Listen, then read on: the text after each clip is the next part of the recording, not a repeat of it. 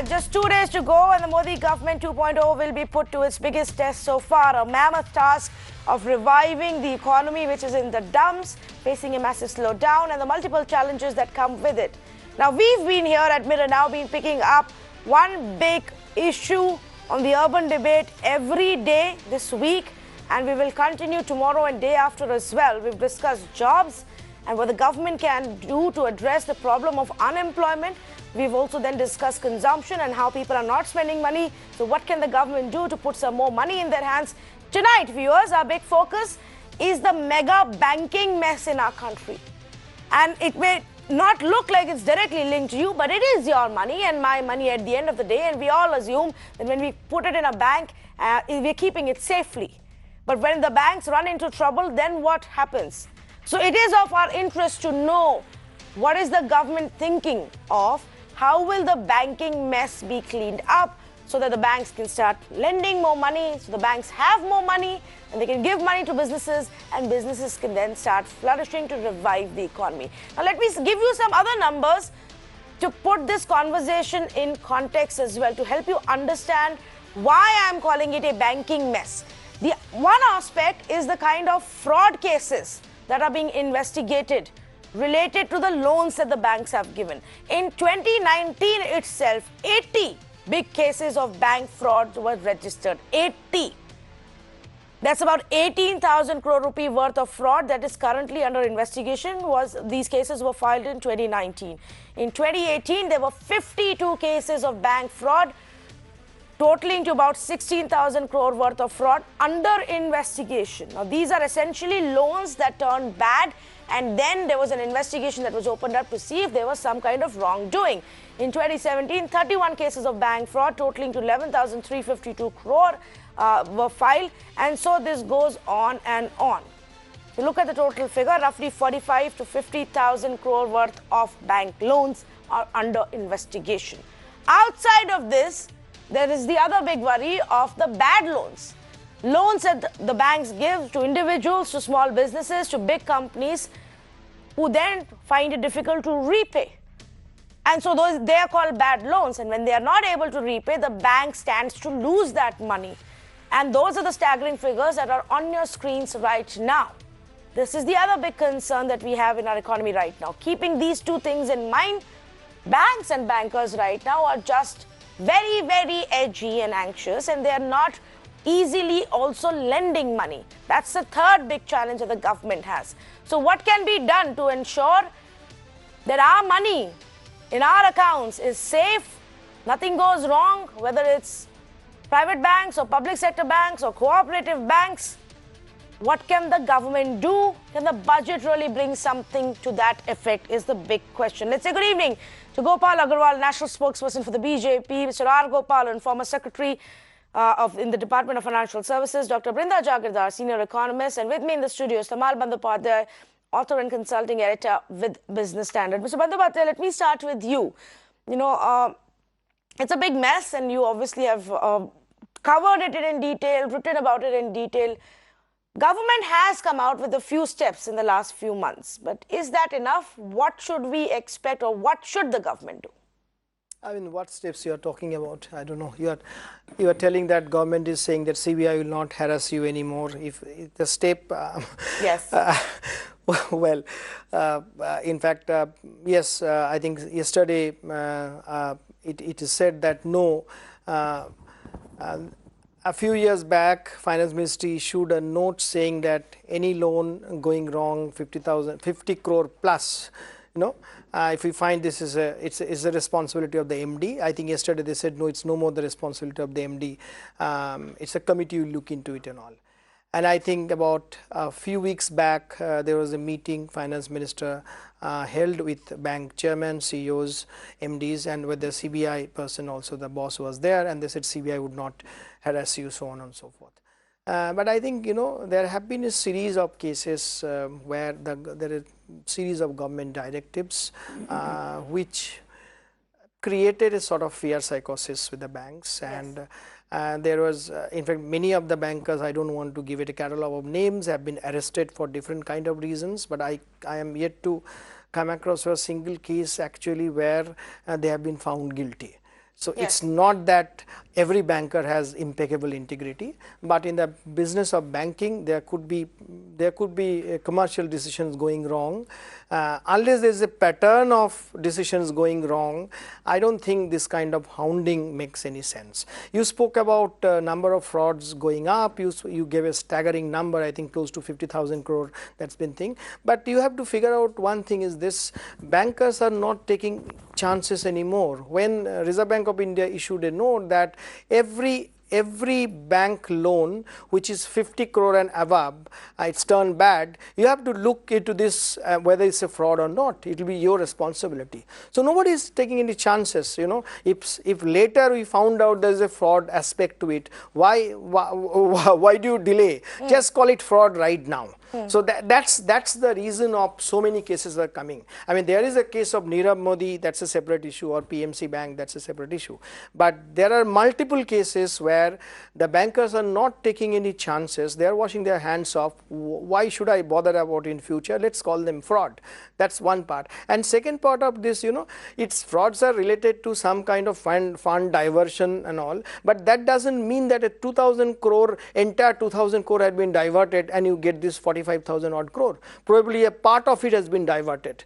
So it's the numbers, etc., create an illusion which is probably not the correct, neither in terms of numbers nor in terms of quality, and not in terms of quantity. Okay, so let's first pick up this issue before we actually talk about the loans going bad and what can the government do there. Brinda Jagirdar,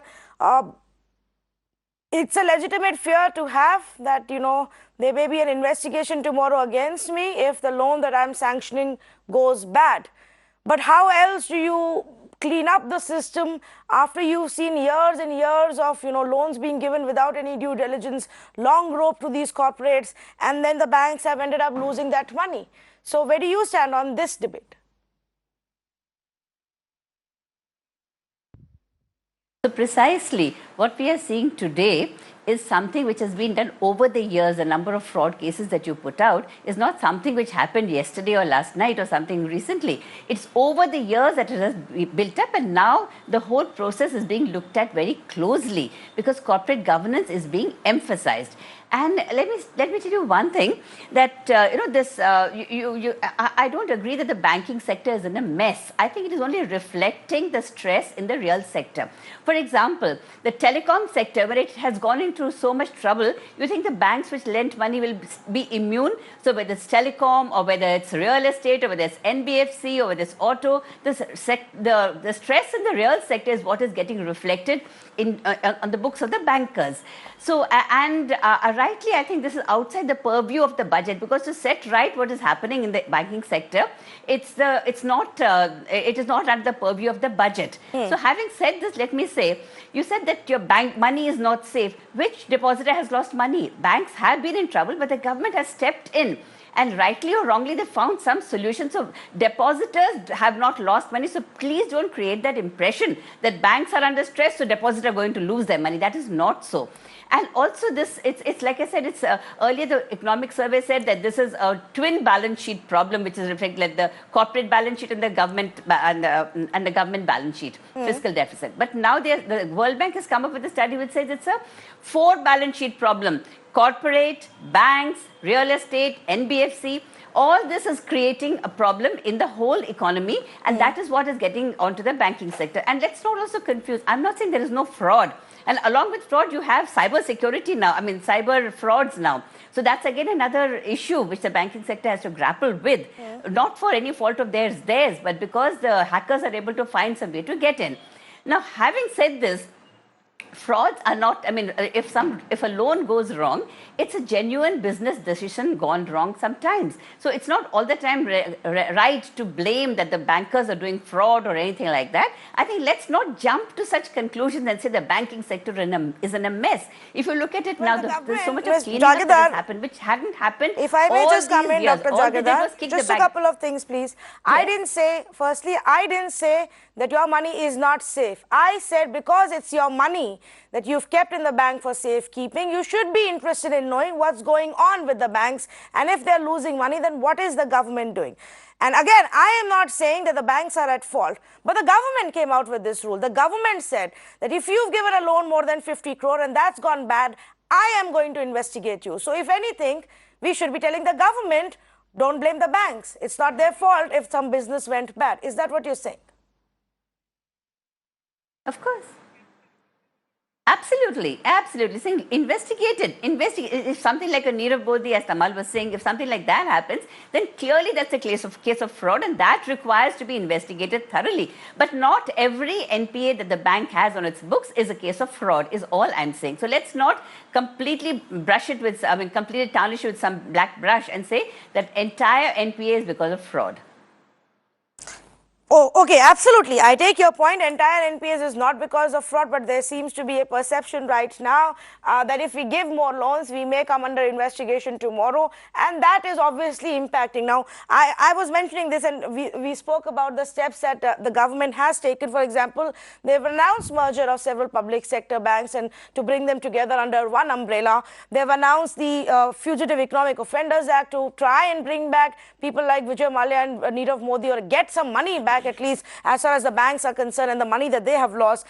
They have created a central fraud registry. They have established a national financial reporting authority. And of course, lastly, what Mr. Tamal Bandyopadhyay was saying, finance minister herself meeting the bankers and saying, don't worry about the CBI.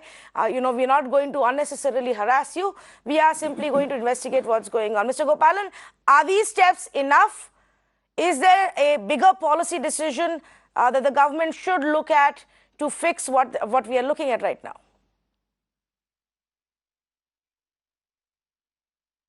Let me take a few seconds to talk about what you mentioned initially. See, why did it all start? Why did it all start? It's because, first of all, you now from banking, which was earlier in working capital banking, it got into term lending, and about more than 50% of the bank lending today in term lending at this point in time. Then it also breached what they call the prudential norms. The single borrower norm or the group norms, it breached, and RBI has to step in to attend to that. Systems in the bank, despite all your, you got a very, elaborate computer systems to manage the affairs of the bank. But still, you had the difference between the SWIFT and the regular, the banking, software, management. So those things have to be, kind of tied up. These are all things which took place. And when the economy really, went on a tailspin, obviously more NPAs do really, come about. So this all a combination of lot of things that we got this, NPA, frauds problem at this point in time.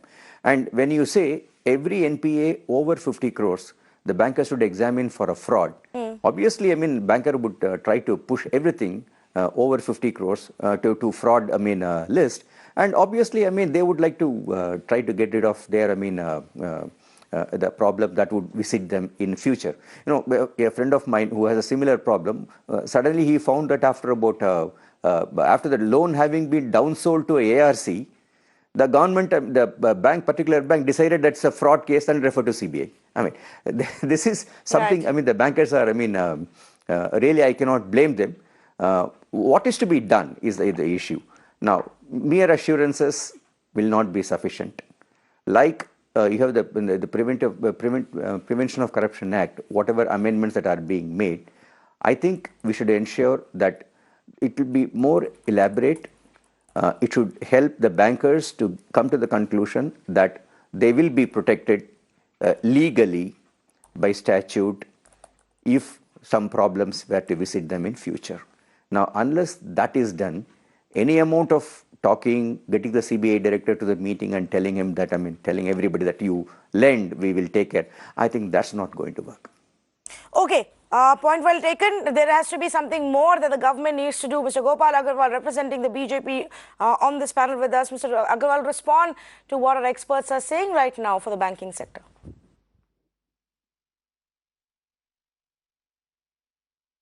The one thing I just would like to say here is that I am very closely associated with the banking sector, and I now very emphatically would like to say that this time the whole banking sector is now well poised for a good growth. The problems which were accumulated in the whole banking sector because of bad quality loans being given by previous governments have been identified.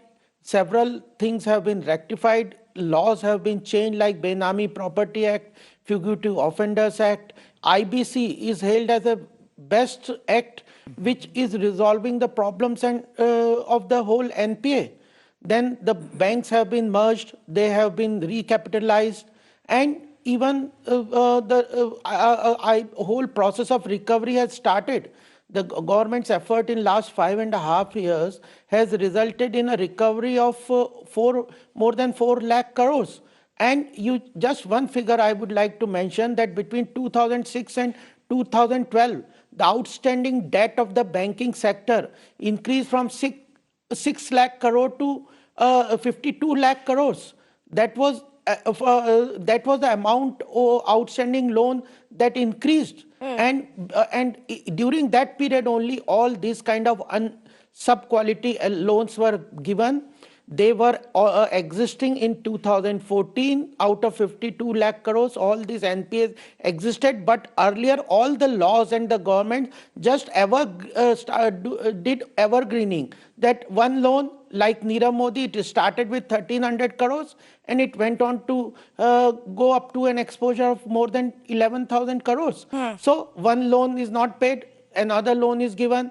This kind of evergreening was taking place. Now we have resolved them. The supply side problems on the banking sector have been now cleared. The banks have the under IBC a well-structured recourse to recovery process in place, and it is helping. And even the IBC has such a nice provisions that it focuses on companies not into liquidation, but as a going concern. It helps companies if they are under segregating the bad loan NPAs into 3 categories. If it is because of fraud and other things, the company will go into liquidation and the promoters' properties will be confiscated under Benami Properties Act, Fugitive Offenders Act, and the bank's money will be recovered.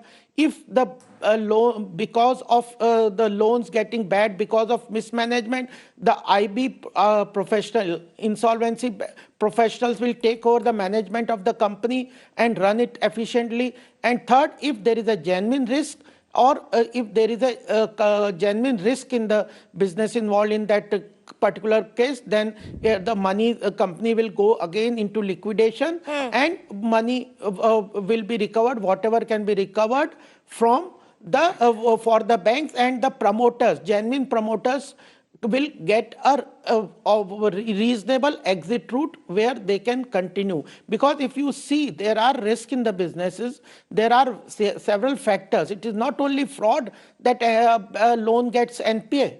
So segregation process at the IBC process, NCLT legal process are in place, legal processes are in place. Otherwise, why 27 years back this Benami Property Act was passed in the parliament but was not notified? There was a particular purpose for not notifying the Benami Property Act. It was helping the promoters to fleece the banking institution public money. So you cannot call a government. No, let me 10 more seconds. Last sentence I want to say that you cannot call a solution-making government a cause of a problem. That's what I want to tell. Okay, but I just want to say this right now, and I'm simply highlighting what it is that Mr. P. Chidambaram has just tweeted, and he says that no banker wants to lend. That is the hard truth right now.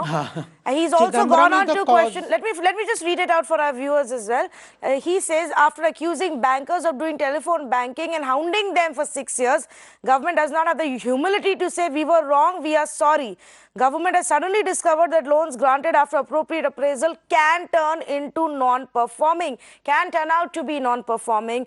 P. Chidambaram says how many upright bankers were investigated, humiliated, and even arrested in the last 6 years.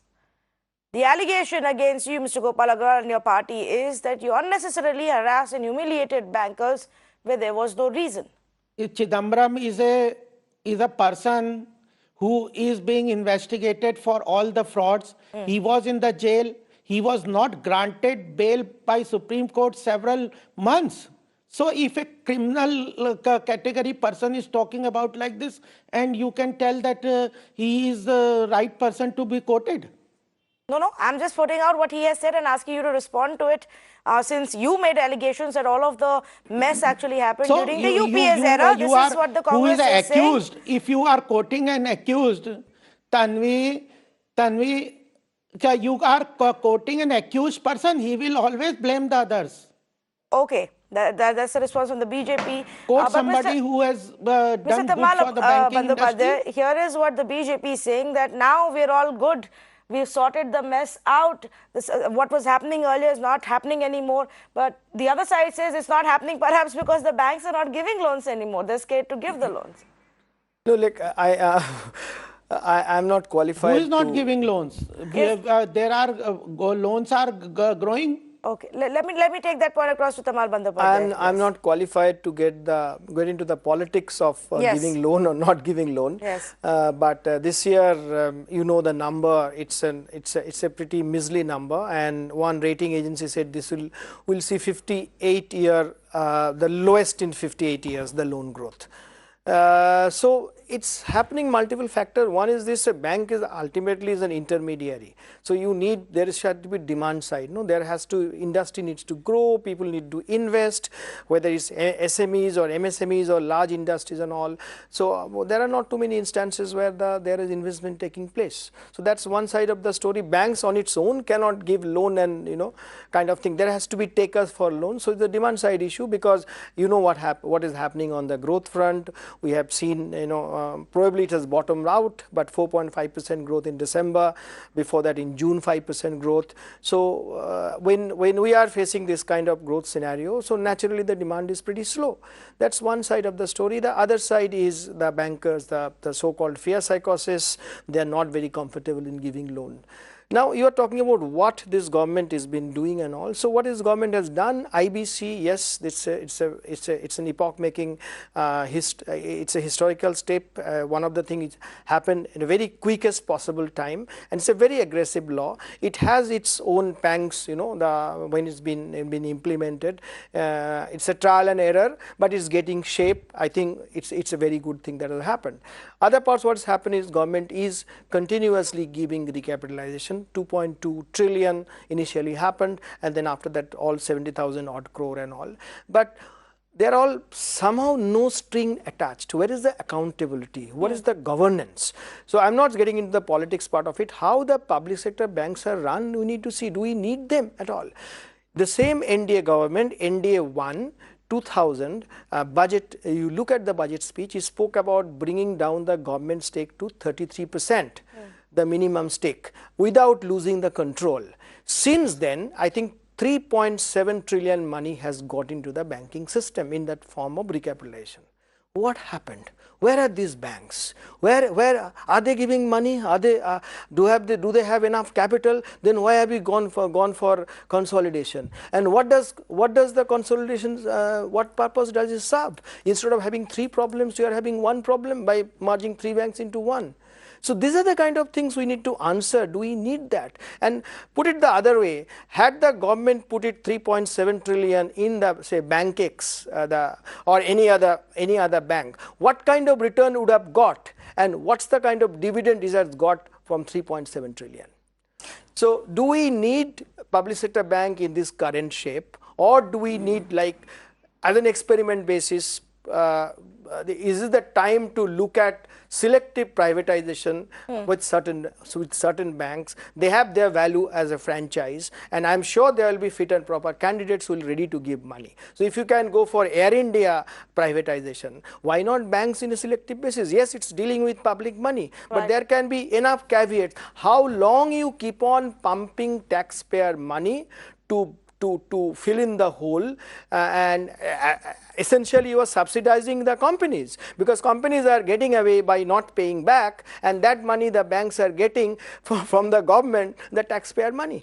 3.7 trillion, Mr. Tamal Bandyopadhyay. Yeah, I think from in 2000 onwards. It can be ballpark figure, it can be 10,000 crore here and there, yes, but certainly it's around that number. And that's the amount of taxpayer money that's gone into the public banking system. Yes. And there will be more announced this year as well. Every year, the government announces, 50,000 crore or 70,000 crore that is to be given to the public sector banks. Mr. Gopalan, do you think that this perhaps is the time now to start thinking about reducing government stake and government role in these PSUs?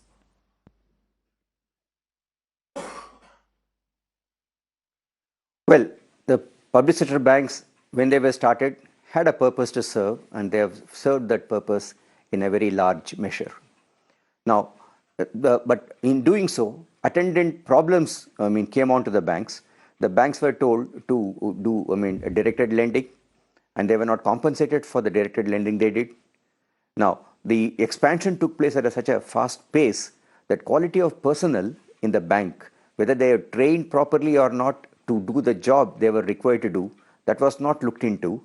And therefore, we got a set of officers who we had problems in assessment of loans. In looking into whether loan is really worth giving or not.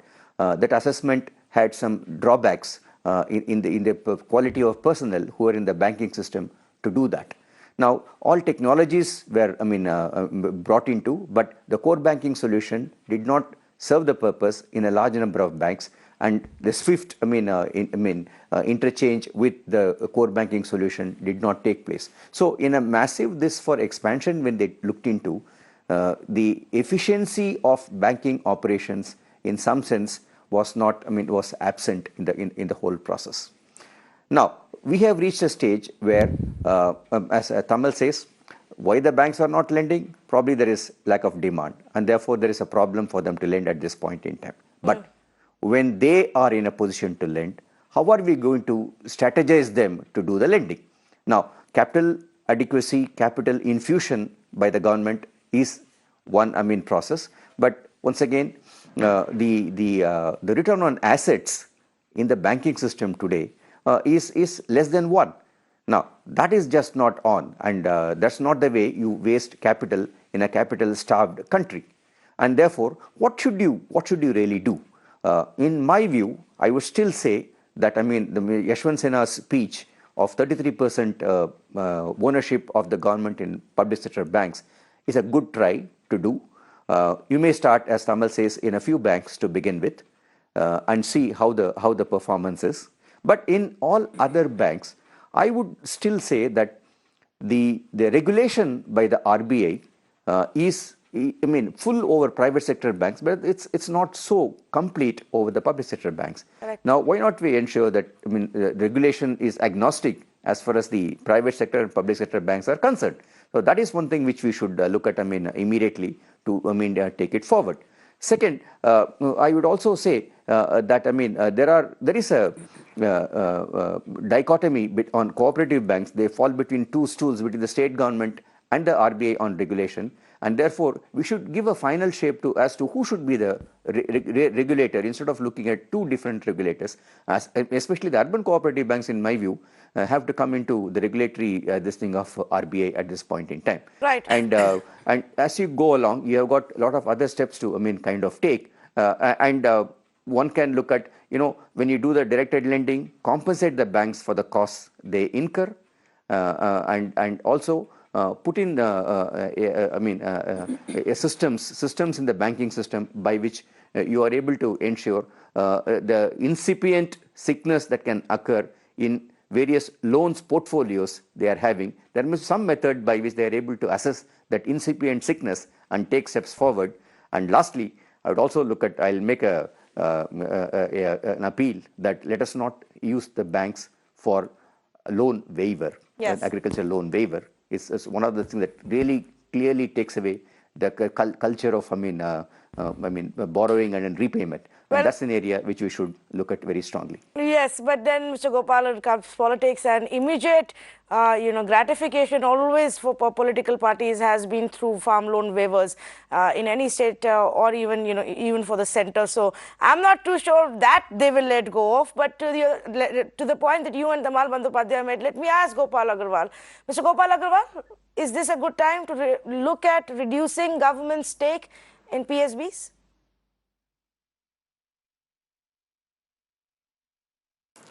Already, what is the thing is the scenario in the banking sector is they are listed on the stock exchange. Anybody can buy the shares from there, and the government also is ready to divest. No point of time. The government has said that it is not ready to divest if there are certain buyers for those issues. But the thing is that our banking sector was in trouble. It had to be strengthened, and public sector banks were in trouble in 2014. Unless you strengthen them, and the whole the banking sector is a backbone of the whole economy. If anybody says that the public sector banks are not doing good for the economy, then he is completely ignorant of the ground realities in which private sector banks perform, do, and how the public sector banks do. They are doing so much of priority lending. They are doing so much of other activities also for the, whether it is the Jan Dhan account, whether it is the crop insurance delivery mechanism, or various instruments like RuPay card, etc. And it is banking the unbanked is the biggest challenge that the government has, and the Jan Dhan account, the whole process of Jan Dhan account was hailed by World Bank as one of the best financial inclusion program across the world any country had taken. And that was done by the public sector bank. Anybody can ask which private sector bank stepped forward and did a Jan Dhan account. So there is a we need a private sector bank also. We need a public sector bank also. And a PK Nayak committee has given a clear roadmap to corporate governance. We have independent directors on the board, professional directors on the board, and the government has given management control and freedom to do it. Yes. So, okay. So then what about cooperative banks then? What about cooperative banks and their accountability and their regulation? How many more PMC scams will happen before we make the change? Yes, so that is definitely. So if we are trying, if we will resolve, then you will say that you are the cause of the problem. We are if the RBI is trying to resolve the problems accumulated in the cooperative banks, FRDI, we wanted, definitely we are saying that we need like an IBC Act, we need an FRDI, Financial Resolution and Deposit Insurance Bill. That we had brought, but the opposition and the misinformation, the way misinformation takes place in the economic world, everybody was saying that you are fleecing the public deposit money. But at present also in the public, any bank, the deposit insurance is up to 1 lakh. We were trying to make it to 5 lakh and creating an ecosystem, an efficient ecosystem of financial resolution in the financial institutions like IBC for the manufacturing sector and other corporate sectors. So everybody, without even talking, discussing, understanding, and everybody started jumping. So if you have an economic debate without any right information, and people like Chidambaram jumping with all the misinformation and agenda-driven policies, and then you start quoting Nirav Modi, and then this Vijay Mallya saying that the government is draconian. So that has to be checked. If economic agenda has to be discussed. No, I asked you some other question. I don't know where you went, Mr. Gopal Agarwal. What is good for Mr. the Gopal country? Agarwal, I asked you if there should be, if you need to bring in changes in regulation for cooperative banks. I'm asking you, how do you stop PMC bank scams so that depositors and people don't lose their money? I don't know where Mr. Chidambaram came in from. Tanvi, I'm telling you, we need an FRDI, Financial Resolution and Deposit Insurance Bill, like IBC. So to resolve those problems, there are problems in the cooperative bank, but RBI is looking into. We need a But RBI doesn't have a say there. Government, how a government will act? It needs certain RBI is laws not to even the resolve it. sole regulator for cooperative No, banks. cooperative banks are with the RBI. We were very clearly told that it's the state authorities that were looking at cooperative banks, Mr. Gopal Agarwal. That is exactly why the whole debate started. No. Banking. No. Cooperative. No. Cooperative bank. Ultimately, banking sector is under the regulation of the RBI. It is the oversight body of all the banking regulations. Even NBFC are regulated by the RBI. The oversight of RBI is less on the cooperative bank because that's exactly what I'm saying. Under a different act. It is not under the so why are you confusing Indian me and banking my regulation. But the RBI is responsible. I am not confusing. I am saying cooperative banks are under the surveillance of the RBI. That's what I'm saying. And we need an FRDI. How do we solve the problem, the mess that's also going on in cooperative bank sector? I think if I'm telling you, if you want to resolve a problem, yes. If you want to resolve a problem, you need a proper laws and the empowered. Correct. That's what we're discussing. This is a constructive conversation, Mr. Gopal Agarwal. That's exactly what we're discussing. What should the government do? Mr. Tamal Bandyopadhyay. No, I think Reserve Bank of India has taken a series of steps. Yes, I'm telling you the Let me take the question to my other panelists, Gopal Agarwal. I'm asking the question to my experts. Yes. Reserve Bank of India over the past, I think, 2 months, ever since the TMC thing happened, in the recent past, I am saying, is taken a series of steps, basically strengthening its control over cooperative banks, and that's in the public domain. And other part is, I'm not very sure whether it's in the public domain. Probably it is. Reserve Bank of India also taking a relook and refurbishing, restructuring its entire architecture of supervision. So now what is happening? RBI is clubbing all the banks, non-banking finance companies and urban cooperative banks as a pool, and now segregating them as very large, medium and small banks. And so that inspection or supervision by Reserve Bank of India will be far more intense. Other part happened, whether Reserve Bank of India will admit or not, one of the reasons of, or rather, yes, of course, it has contributed to the more incidents of fraud is this. Reserve Bank of India is shifting from, the supervision structure from camels, it's a too technical thing, yes, to risk-based supervision, primarily less on-site and more off-site supervision. Basically, RBI was not getting into transaction-based supervision of late, last few years. Earlier, like for instance, any bank, every treasury, every foreign exchange department, so on and so forth, will be supervised on the spot, which Reserve Bank of India stopped doing for the last few years. They are doing less and less transaction-based supervision, which they are bringing it back now.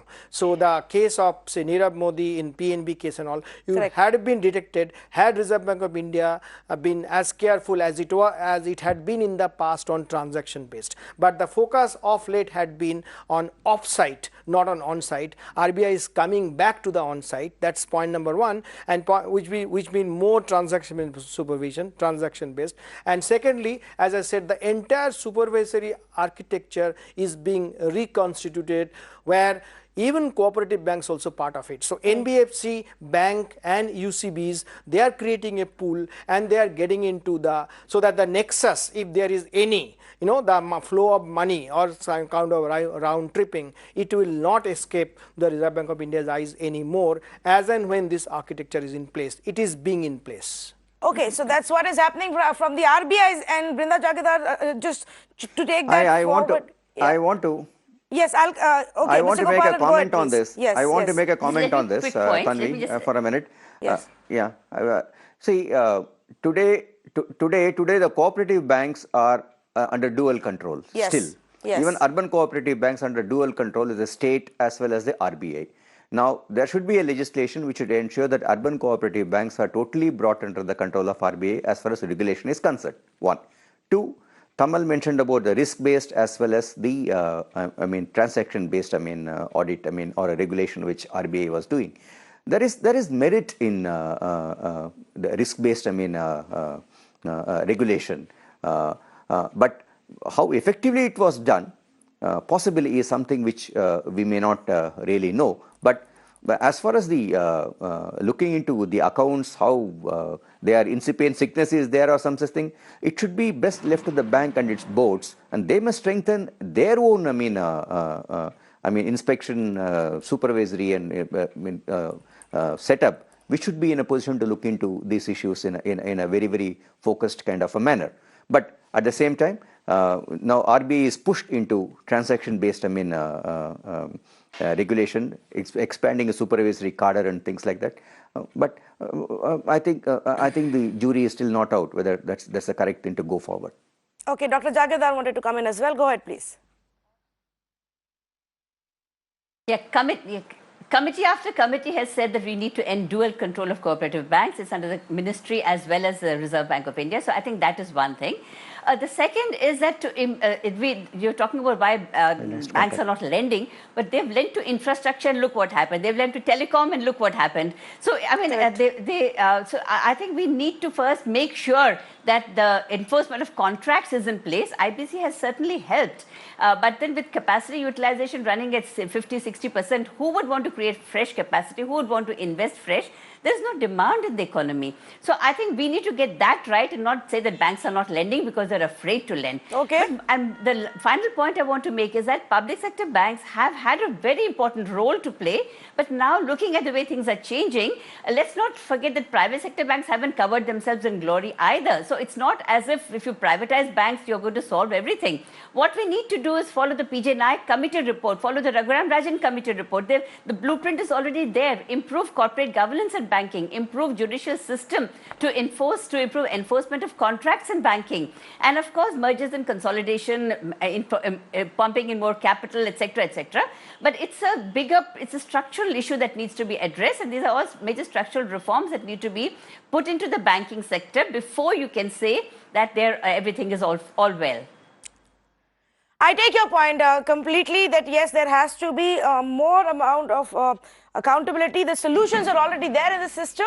It's up to the government and the authorities to actually bring and put it into place. The solutions, like Dr. Jagirdar says, committee after committee have come out. I'm going to thank all of our panelists for joining us at this point of time. But here are the few things that have come out of this conversation. The government needs to look at other ways of sending the message out to the banks and the bankers that there is not going to be any unnecessary harassment. But I will add a word of caution here. It still needs to be made very clear that if you collude with the borrowers and try to steal and siphon off or loot public money via the banks, then you will be held accountable. So yes, the investigation in these fraud cases must go on, and those who are found guilty must be punished. But if the regulator needs to put in more systems of surveillance to ensure that scams don't happen, that needs to be made priority both by the government and as the RBI. Completely out of time on this conversation. We'll continue with our budget special series through this week. Tomorrow we put the spotlight on agriculture and what can be done there via the budget announcements. Stay with us.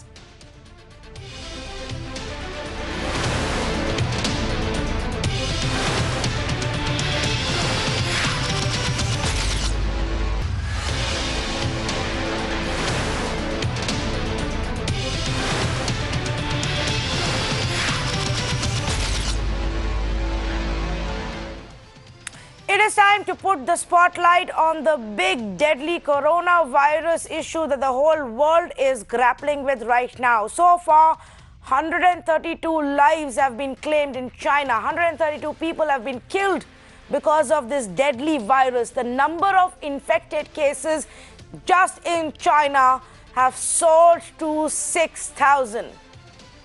Health experts have warned that the epidemic may reach its peak in the next 10 days, resulting in more casualties. This is not something that any country now can take lightly. Yes, the issue is worse and really serious in China, but others also need to be on standby. The impact of the virus is being seen in India as well. So the Indian government right now is in talks with the embassy in China and the Chinese government to evacuate over 250 Indians who are stuck in the virus-hit Hubei province.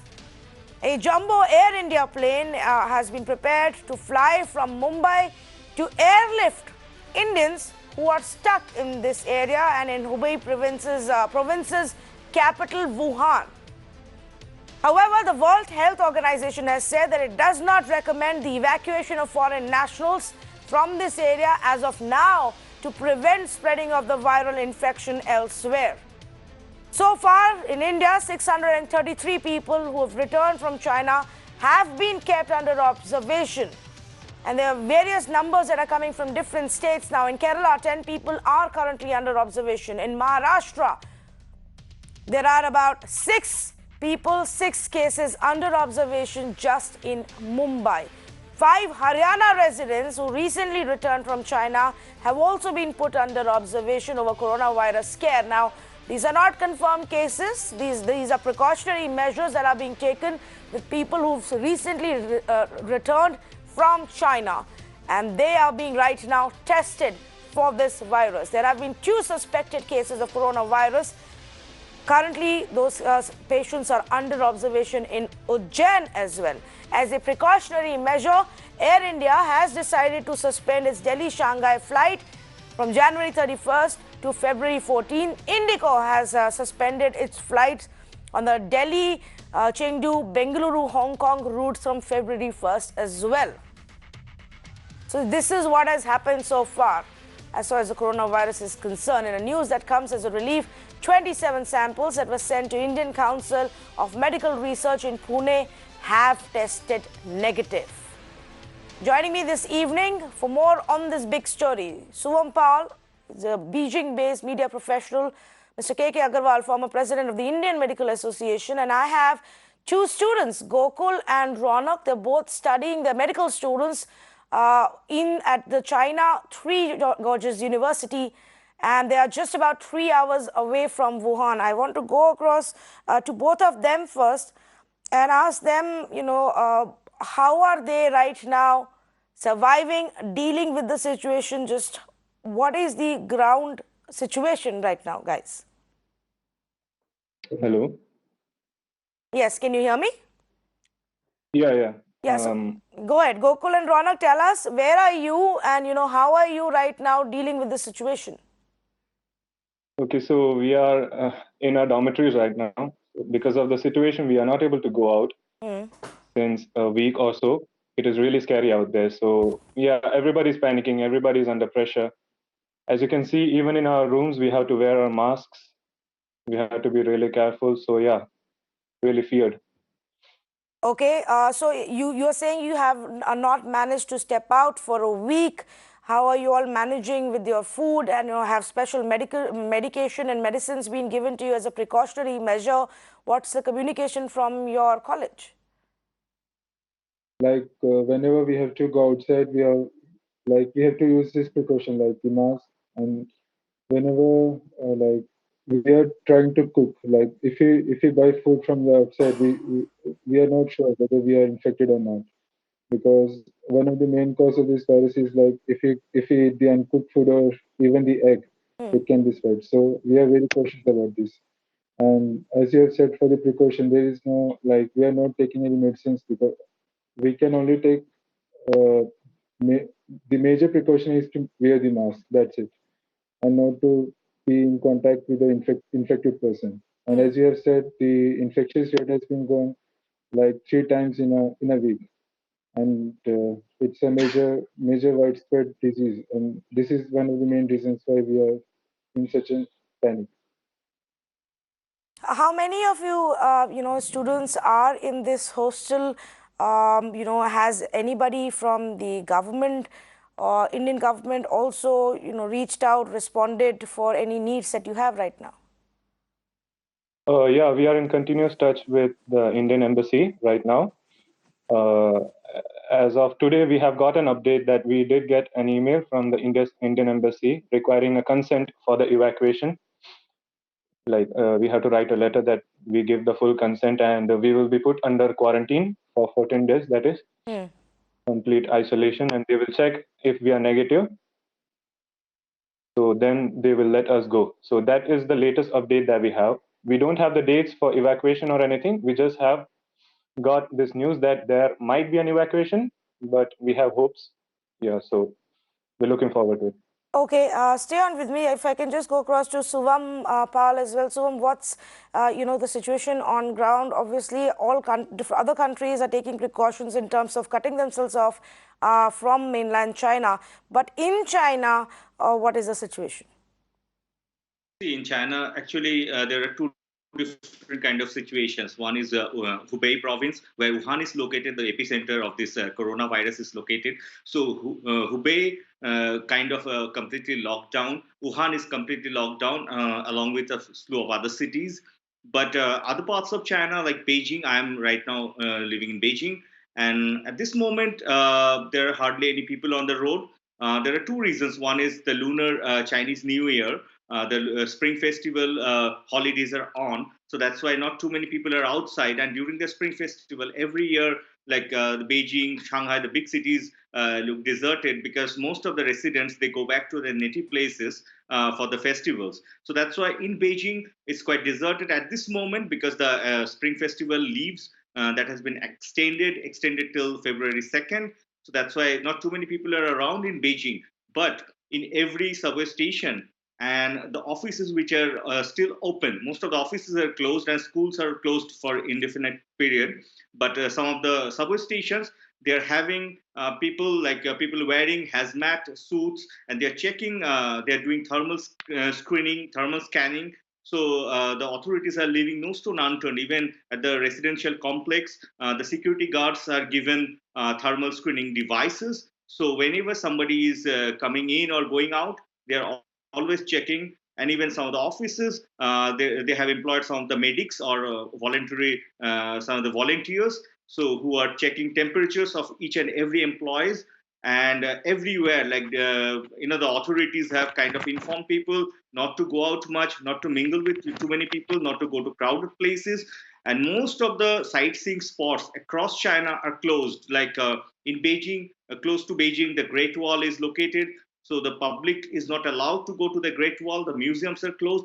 In Shanghai, the Shanghai Disneyland, that is also closed. In Chengdu, the most famous attraction, the panda base, giant panda base, that is also closed. And in most of the cities and towns, so the big outlets, international outlets like Starbucks or McDonald's, those outlets are mostly closed.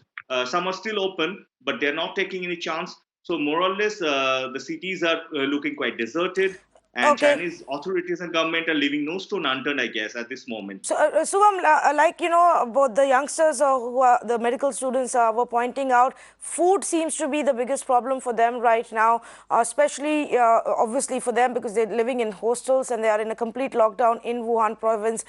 Is the government making special, arrangements to ensure that at least people have the basic amenities?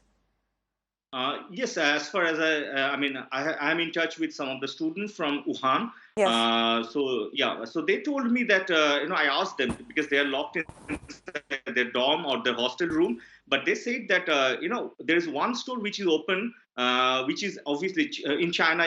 It's the party which works throughout the country, so they have their volunteers and all. So they're saying the Indian students. They told me that. Some volunteers are keeping one store inside the university campus open, where they get most of the vegetables and all. But of course, meat and fish, these products are absolutely banned there for obvious reason, because Yes. It's suspected to be transmitted through meat. So that's why they are not allowing any meat products. But yeah, vegetables are available. And in Beijing also, we can see when I go to convenience stores and all, there are not too many stuff available.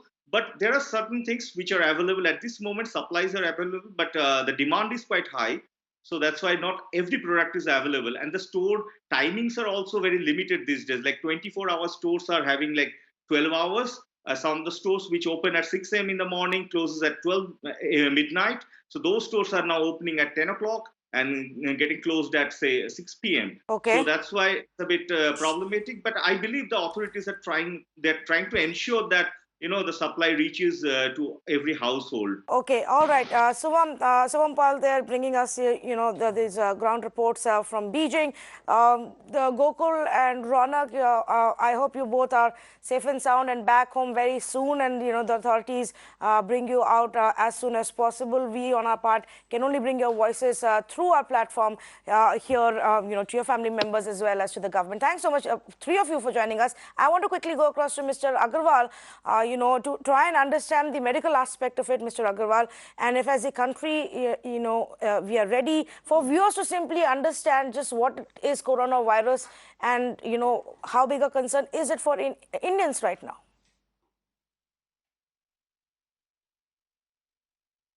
See, coronavirus is there all over the world and it causes common cold, but it's a mutant variety which has caused disturbance in the past in the forms of SARS, then Middle East Respiratory Syndrome, and now coronavirus 2019.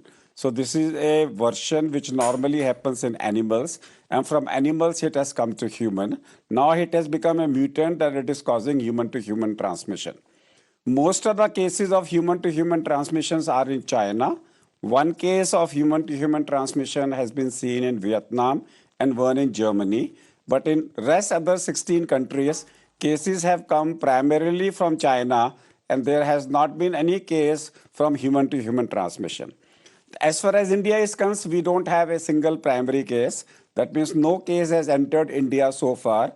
Now remember that MERS, Middle East Respiratory Syndrome, and SARS never entered India. It has entered so many countries, but it never. Maybe Corona may never enter India. That's one possibility. Second is, even if it enters into another country, unless the infection is lower respiratory tract infection. The person in Vietnam who transferred it to his own son was suffering from infiltrates in the lung. That means he was having a lung infection. So unless you are serious enough with lung infection to come from China to another country, you may not be able to get secondary infections. So the good news is that very few cases of secondary infection, that means secondary transmission, that means person-to-person contact outside China are being known. Number two is the mortality of corona is less than 3%. Of SARS was 10%. Right. Of Middle East Respiratory Syndrome was 33%. So it is not that toxic, which we have seen of the Saudi Arabia counterpart of corona a few years back. So therefore, at this moment, our effort should be A, no panic. B, it hasn't come yet into India. We need to start a precaution for general flu prevention. Okay. If we take flu prevention, we don't care whether corona enters in our country or not. Remember, even swine flu H1N1 had the same mortality as that of coronavirus. Yes. So our precautions should be that anybody who is coughing with fever, remember, no fever, no flu, no breathlessness, no admission. So anybody who is having a flu-like symptoms, who cares whether it is corona, whether it is swine flu or anything, keep a distance of 3 feet. Now here come certain policy matters. The first policy matter is that if a person has flu in India, he should be given 2 weeks of paid leave. If you don't give a 2 weeks of paid leave, he is going to come back to save his income. He is going to come back to the office and spread it to the others. That's I take one. your point. Two, the mask, the medicines should be price to you, capped. Mr. Agarwal, but I hope to have a detailed conversation with you The mask should be price capped. another day. But I'm completely out of time. I'm sorry, I'm interrupting you. And you were making a very interesting point about how we should take general precautions even with people who are suffering from flu. Fact of the matter is, right now there is heavy screening and heavy checking taking place at the big entry points into India from China at all of the main airports, and a tight vigil is being maintained. But the focus of the government right now is also to take care of Indians who are stranded in China and who are seeking help right now. And one can only hope that they all return home safe and sound and are not infected. We'll keep a track of this big story. Completely out of time for now. Let's go across to Avni Raja, who's joining us with the last word.